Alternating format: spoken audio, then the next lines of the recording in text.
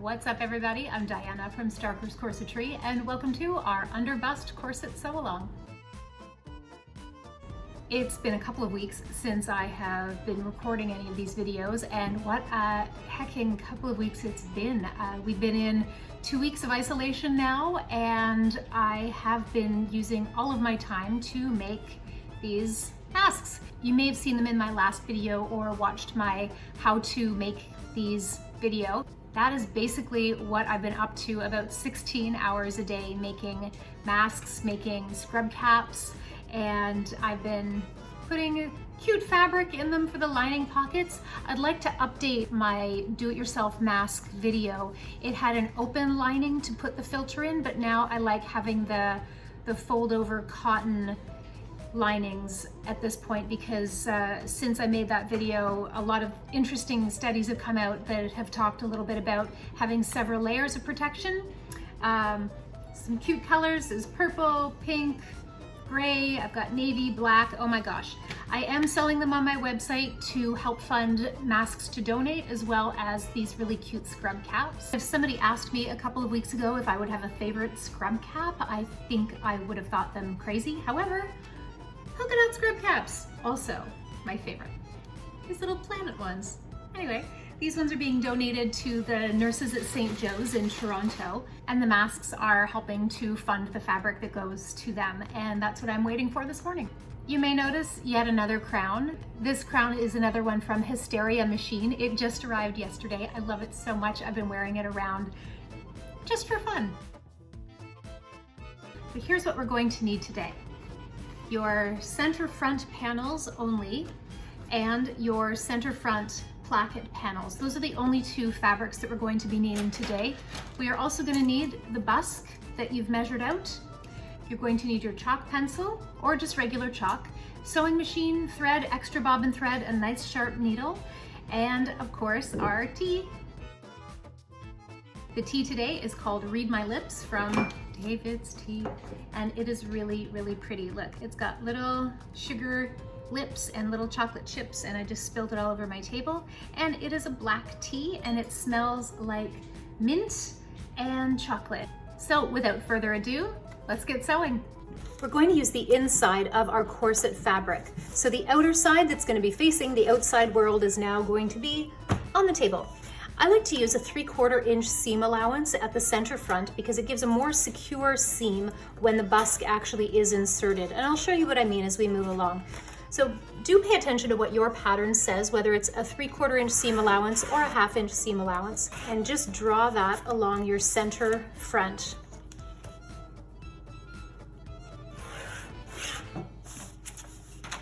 My corset pattern is cut to 1/2 inch below the busk is where the bottom is, and 1/2 inch above. So the busk should sit nice and neatly this way. One quick word about your busk closure. There is the pin side and the eye side. If you can see here, the pin is a little bit closer to one edge than the other, and that's how you hook these in together. The reason being, you don't want this kind of situation like that, because it overlaps, and also some busks have closer pins at the bottom. Now we want to make sure that this part of the busk, the eye section here, this piece here faces downward. And we mark about a 1/2 inch from the top and bottom. Now we line it up very carefully with our seam allowance line and just draw in the little edges of where these are going to go. So these are going to be your back stitching marks. When we put the placket underneath, we're going to sew down here and back stitch because we have to leave this open for the busk to come through. Now, this one here is a little trickier. Make sure your center front notches are lining up. Put your busk in place and mark a matching line on the other side here at the bottom and the top. This is going to help us to place this busk closure. Now, keep in mind, we have to put the pins down like this. We can't put them up because, again, you could end up with the 2 pins closer and your busk won't line up. So we have to make sure it's going to match. so they're both facing downward. Now over here, it's a little hard to see, but basically what I'm doing is drawing a little dot under where each of these are. And I'm making this about an eighth, oh, let me see. That's probably about 4 or 5 millimeters away from our center front line. But keep it nice and consistent the whole way. There. So there is going to be where we put our holes for our pin side. And next we take our plackets, place them underneath like this. Oh, and make sure the plackets and the corset fabric are right sides together. The piece that goes with the eyes, we can put that aside. I wanted to chat with you quickly about this side here. I want to create a little placket for underneath the pin side of the busk. So I like to leave about 3/8 of an inch. 1/4 inch is fine too if you don't have much seam allowance to work with, but about 3/8 of an inch here. And what this does is it's going to allow a little bit of a lip of fabric underneath our pins. And we're going to stitch our line down here and then poke our holes through. I didn't think that I would be using my industrial for this tutorial, but because we are now doing school at home, the regular domestic sewing machine area is now being used for teenagers' school. First of all, we take this side here, we're going to just stitch down this line. We're not going to stitch on the center front line yet. We're going to do that eventually. We're just going to stitch this down for our secondary line to create the lip that's going to go under the pin. Make sure also that your placket reaches the very bottom and the very top, because it's really awful to get all the way through and realize that your busk is hanging out the bottom and you need to start all over again.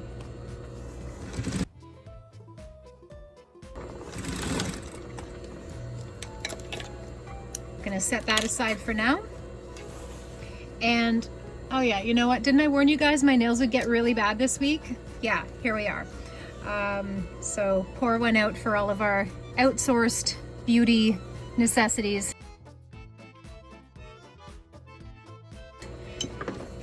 All right, so now your eye side here, we're gonna stitch along our center front line, but when we get to our first line, we're going to back stitch. We're gonna hop over and then back stitch again and continue.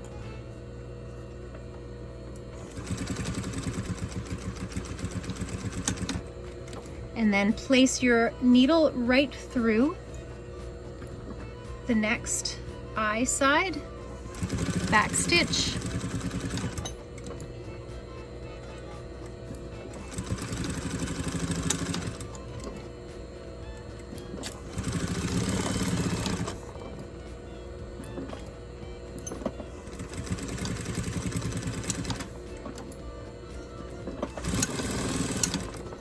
We're going to open up our seam like that. Just press it with your finger, place it face down, and on our placket side, we're going to do just a tiny little edge stitch right along the placket side. Now make sure that it is completely open. You may even want to press this open.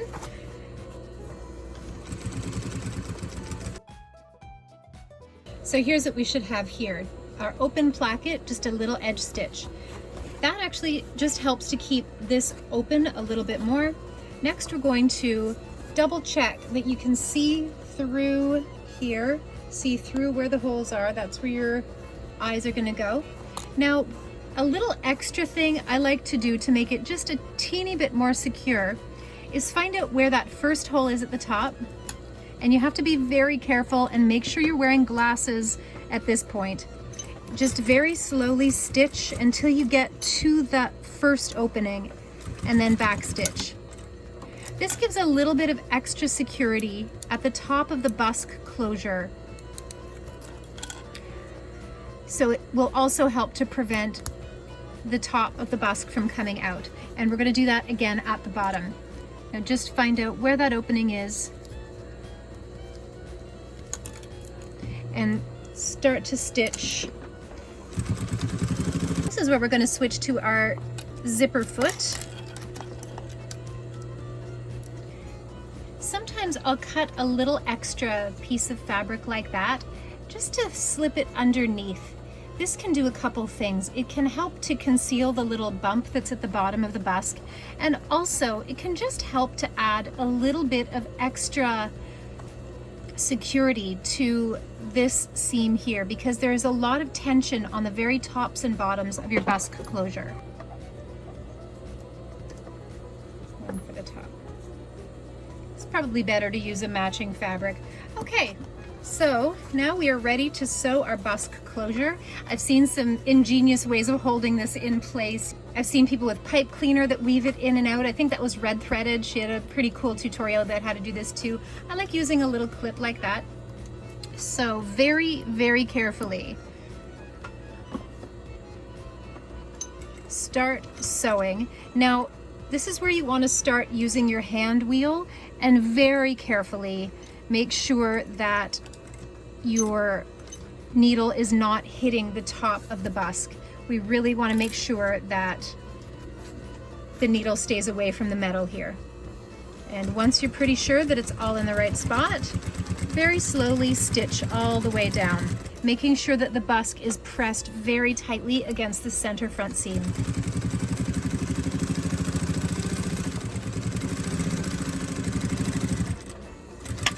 There you have it. So now that you have your busk closure, we're going to take this placket and just gently fold it under like this. And because I'm using a coutil, it kind of folds all on its own. This is absolutely beautiful stuff.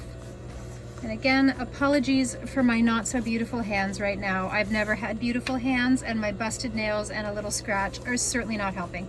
Okay, so here's what we've got here. Fold it over, and if you really do want to use a waist tape, now is the time you can tuck it in very, very carefully right into here. Switch back to your regular foot. I like stitching on the underside just because I can really see what I'm doing. I want to make sure to edge stitch very carefully along there, and make sure your stitches are going to be parallel all the way down. All right, and there you have your pocket for your bone here that's going to go beside your busk. And your busk on the eye side nicely in place. We're going to set that aside, and I'm going to show you what to do with your other one. Okay, now you've already sewn down this line here. So what to do next is turn it right side out and fold everything towards the placket side. So if you see, everything is just folded here to one side. You can press it down if you like, but I like to just top stitch it. And then fold it over and edge stitch again.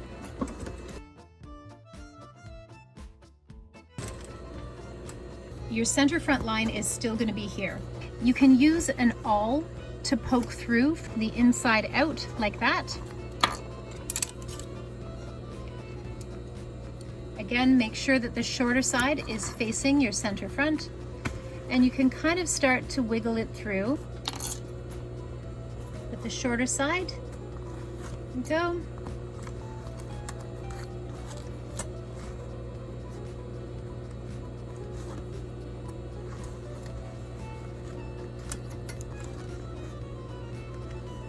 And now that that's in place, you can use these little fabric bits here again.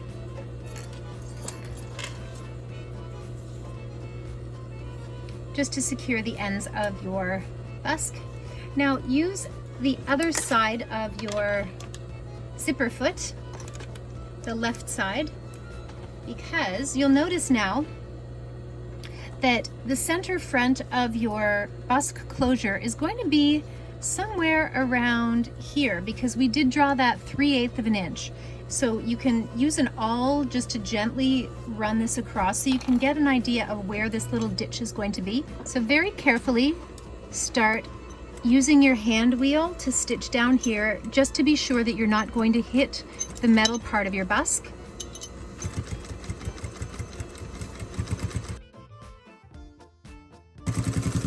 You've now created the little placket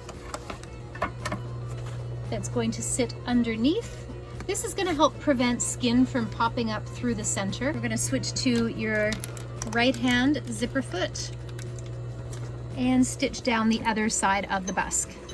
So again, go very slow. Use your hand wheel here to make sure that you're not hitting your metal. Almost done. And we do the same with the placket, folding it under so it's wide enough to fit that 1/2 inch bone that's going to go in this little pocket here. And again, don't forget, if you are using a waist tape, this is the time to just tuck it into this seam here.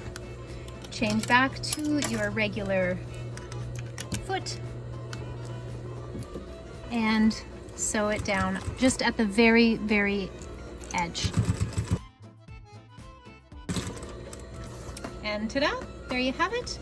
There is your pin side and your eye side, just like that, and they fit beautifully together. Thanks for joining me today, you guys. I hope your busk closures look really great, and tomorrow we're going to get working on sewing all of the corset panels together. See you next time. Oh, I guess I have to keep this on now. Okay.